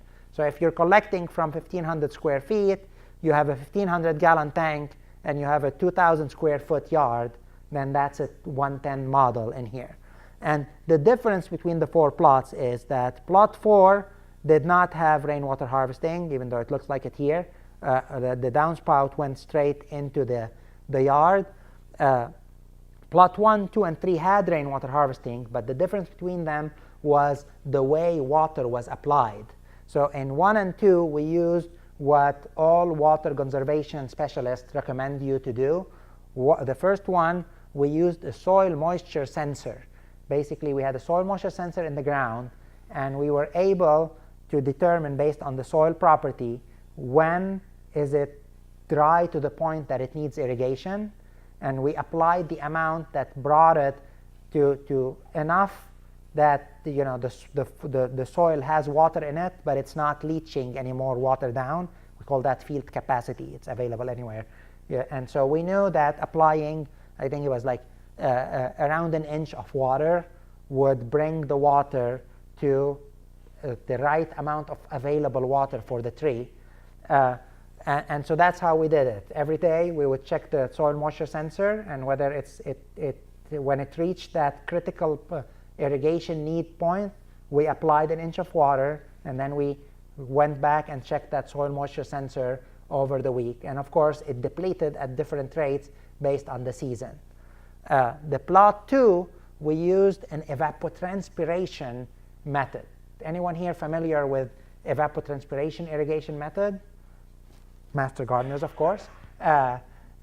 Basically, there is a method where you can go to a website and read something called potential evapotranspiration. And that is a number that is completely dependent on weather. It's a number that you get out directly from a weather station. And it really represents how much humidity is in the air, what's the wind speed, what's the temperature, and what's the amount of cloud cover, how much solar radiation are you getting. All those are lumped into one number called potential or reference evapotranspiration. There's a website called TexasET, one word, TEXASET.TAMU.edu. And it's run by a professor in College Station, and he posts results, ET results from weather station all over Texas, mostly in the east part, basically east meaning that east of either. So definitely from 35 and east, and I'm sure there's a few here. And so you can choose the weather station closest to your house, and it's going to give you daily values of that reference evapotranspiration. Now, how can you use that to water? Every type of vegetation has something called a crop coefficient that you can Google, find online, or if you're using it to water your lawn, then it's really simple. The majority of grasses that are common, Bermuda, St. Augustine, even some of the Zoysia cavalier or something like that, all those have a crop coefficient of 0.6. So it's straightforward, meaning that if you want to know how much your plant used water today, you go to the website. It tells you the reference evapotranspiration was 0.1, let's say. Your crop coefficient is 0.6. That means your plant today used 0.06 inches. That's how it is. So how can you use that to irrigate? It's very simple again. You apply 1 inch of water to your soil, which is probably the capacity of your top 4 inches to hold water. You pour 1 inch of water, and you go to that website, and you can monitor every day how much your plant used by multiplying 0.6 times that reference evapotranspiration. And when the total of those reaches 1 inch, you go back and you apply 1 inch. That's how everybody should irrigate. But I'm sure they don't. It's not really that difficult, and eventually you get a hang of it. Maybe if you do it for a year, you can figure out eventually that in the winter you need to water once a month. In the spring, it's probably going to go to once a week or once every 2 weeks, depending on the weather. If you go in the summer, once to twice a week would meet that requirement, and you can go on like that. Of course, if you're in a dry year with high temperature, record temperature, you'll have to modify that a little bit. But that's basically what it's going to tell you. So you can try it 1 year scientifically and then follow a general pattern if you don't want to do that every day like this. Actually, that website has a module that can calculate that for you too and integrate how much rain you got to reduce the irrigation. So check it out, texaset.tamu.edu. I'm going to call that guy today and tell him I advertised his website. Maybe he'll pay me some money. So this is what we used in plot 2. So soil moisture, plot 2. Now plots 3 and 4, I tell that every time. I hope no one knows people in Richardson, Texas. But my neighbor, two houses down, he's like this retired guy who, I guess his children moved out and they live far away, so his baby is his yard and lawn, which is great. When I came, I'm like, whoa, that lawn looks great. This is good.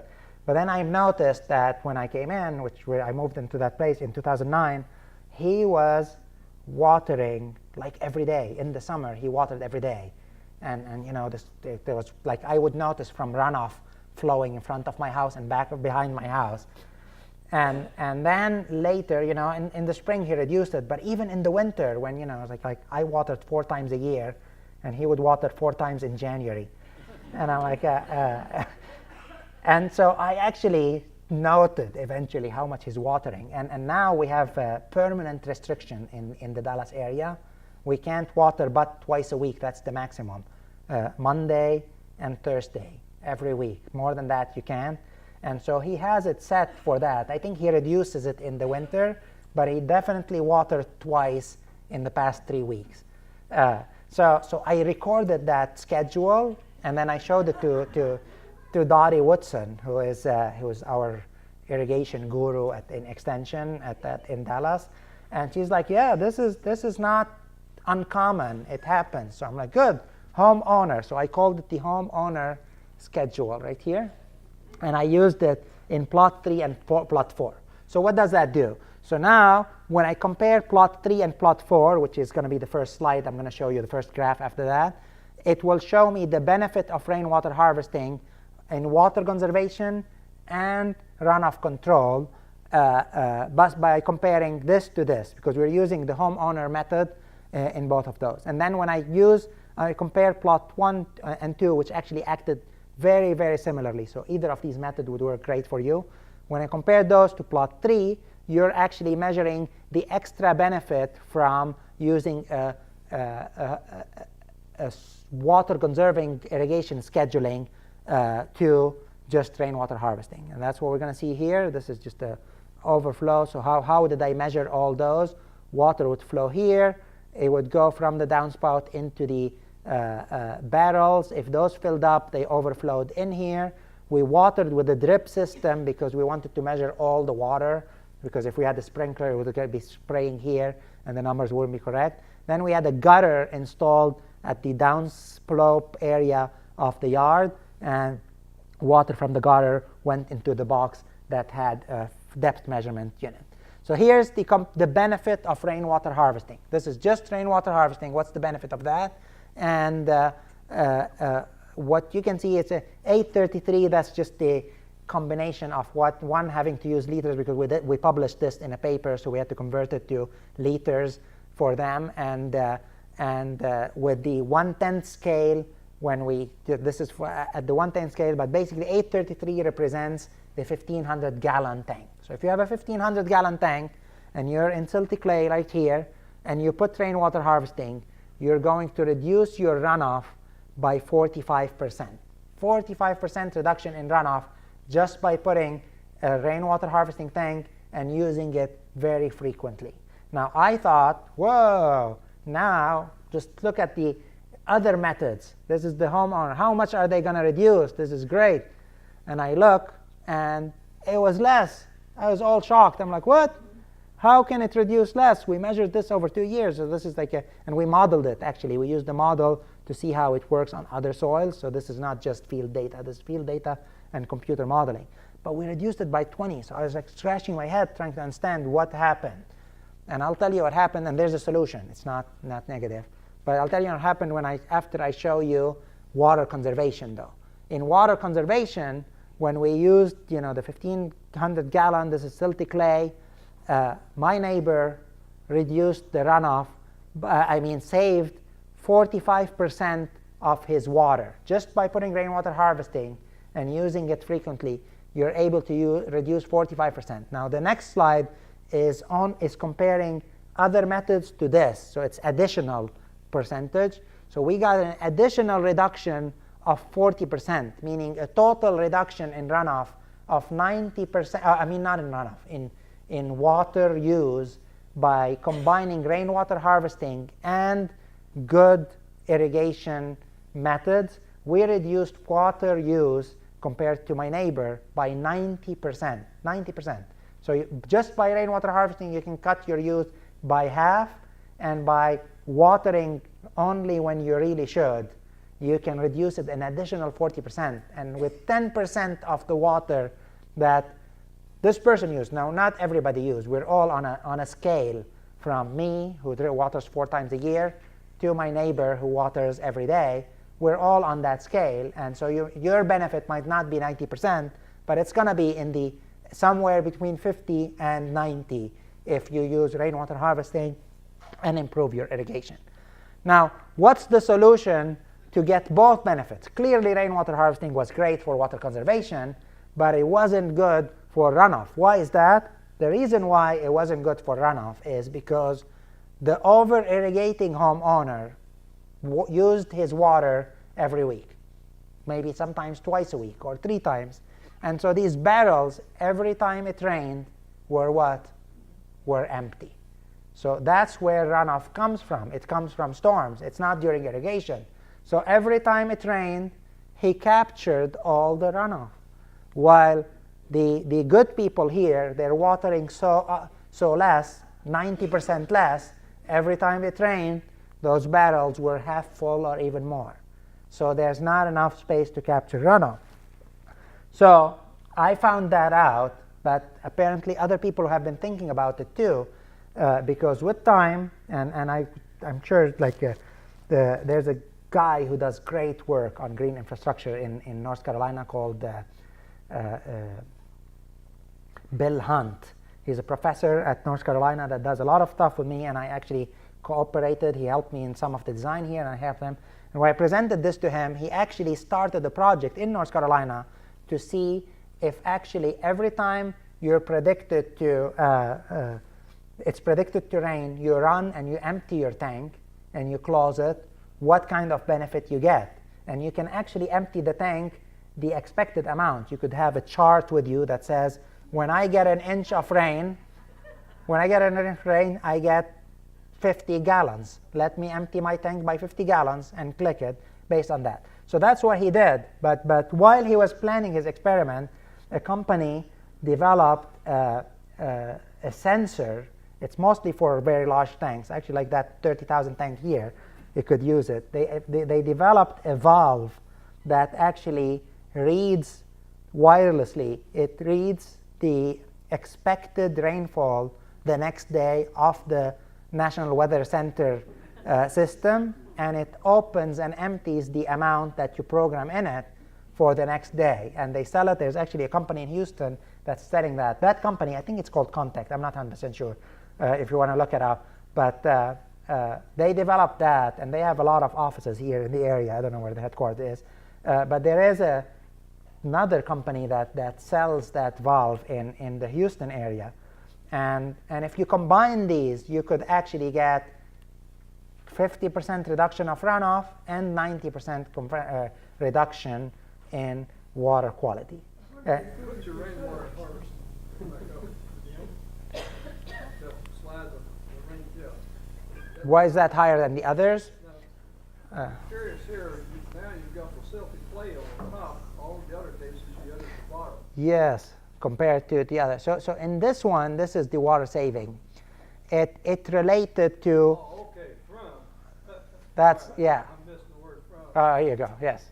This is different types of soils, and the soil that holds more water, which is silt clay, needed less irrigation. So we got more benefits from rainwater harvesting in water saving as a result. That's basically what this is saying. But I do want to talk about, I had a slide on maintenance that I missed, but we did mention maintenance of pervious pavement because of a great question earlier. Let me just go through fast the other stuff. So rain gardens, maintenance of rain gardens. One, you have native plants, so you reduce mowing. You do not need to mow a rain garden. In rain gardens, the recommended maintenance is that you have someone to check it out again once every 6 months after a rain event and make sure that it drains in 24 hours.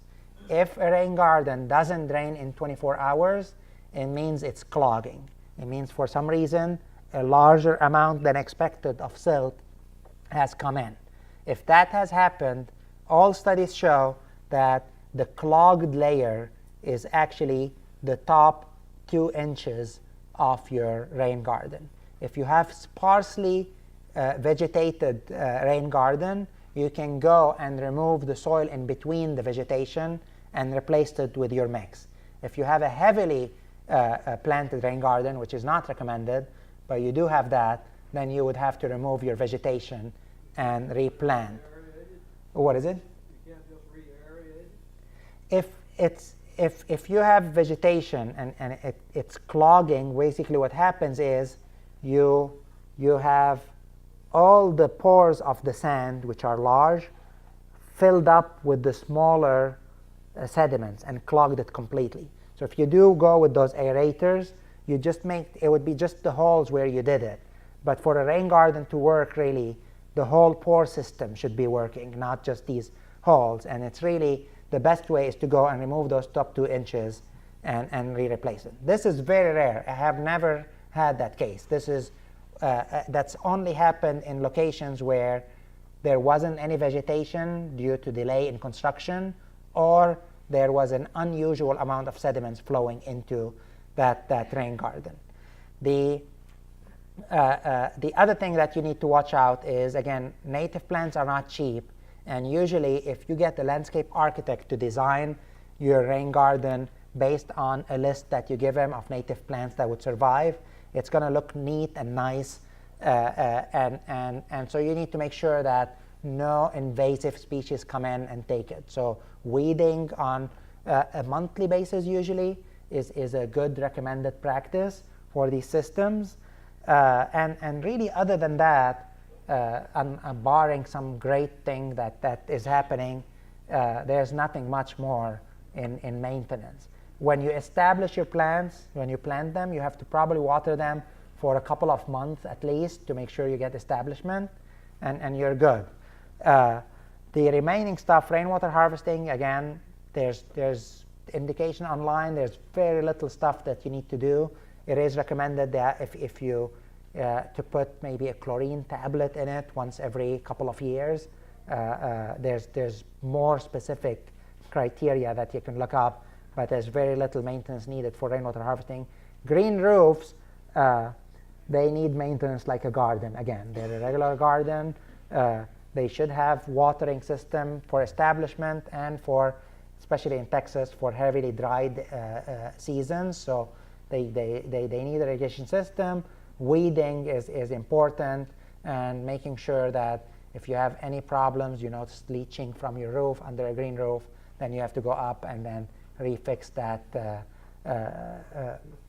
that layer that reduces leaching. These are really the maintenance practices that you need to do. I want to go very fast now before it's running out and tell you about, we did studies to see if we do this, are these beneficial at large watershed scale?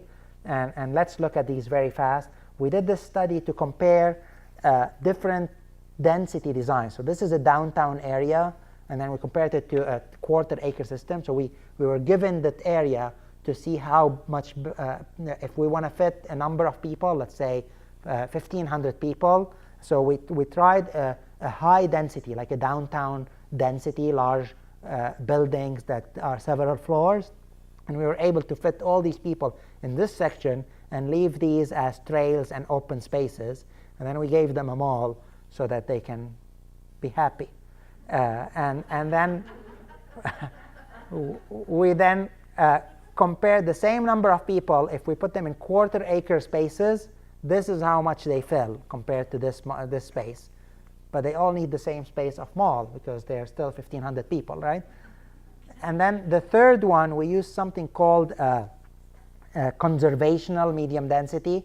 Basically, we did condensate people, and we had a little bit more spaces, green spaces in between, but they still occupied, the developed area was still the same spaces. And we compared these three spaces with regard to flow, nitrogen, and phosphorus with and without green infrastructure. And this is what we found. So the high density area, because a much smaller area was occupied and we left the rest of the area green, of course, if we built everything as high density, it would have been a problem. But because we fit all our people in that smaller area, we had much more green space, so the flow that left that property was much smaller than the two others. But when we put green infrastructure or low impact development, everything acted more or less the same. So we reduced the flow to 321, 337, and 344 in all types of density. So that shows you that green infrastructure can have a beneficial impact on flow coming out. We said that we had to reduce the flow rate and the flow volume on all systems. Nitrogen, we had a similar pattern. So without LID, the high density had very low nitrogen coming out compared to the two others, which had much higher amounts. And because they were much higher amount, green infrastructure did not equate them. We still had a much more benefit with green infrastructure in high density compared to the medium density. But you can see that the medium density reduction was much more considerable. It was still 405, but we reduced it from 591. So green infrastructure, very good in those medium density areas. Phosphorus, though, was the only one that had different relation. Phosphorus could actually be generated from green areas too.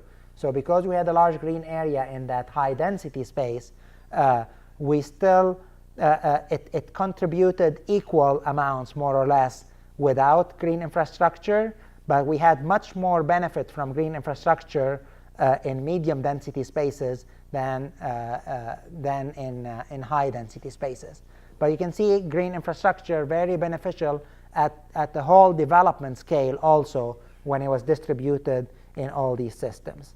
Another study we did, and I swear we have only 3 more slides, we have this watershed in Austin. It's called the Blunt Creek watershed. It's a very, very urban system, and we compared shear stress, which is the impact of flow on erosion in a stream.